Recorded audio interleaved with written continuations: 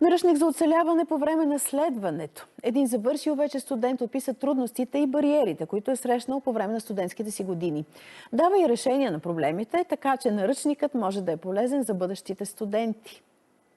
Виктор завършва приложни спортни науки в Германия. След своите преживявания там, решава да създаде наръчник, който да помогне на студентите да оцелеят по време на висшето си образование. И се питах какво би ми се искало някой да ми е казал на мене преди 3 години. Абсолютно всеки един съвет е нещо, което наистина ми се е искало на мен. Аз да съм знаел, почвам университета и някой ми е казал това предварително. Трудно ли е да си студент?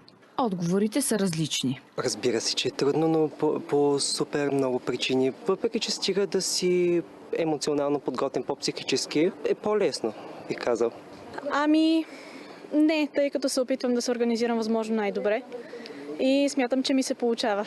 Най-важният съвет от наръчника, който студентите трябва да запомнят според Виктор, е да са постоянни и да не се отказват.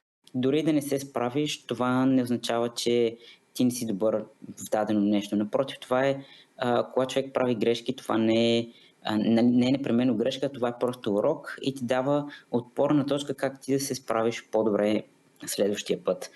Според Виктор, най-трудната част от студентството е намирането на правилна среда. Когато човек вирее в среда, която хората те мотивират и те потикват да се развиваш, нещата се случват много по-лесно. Наистина определено е в пъти по-лесно това нещо.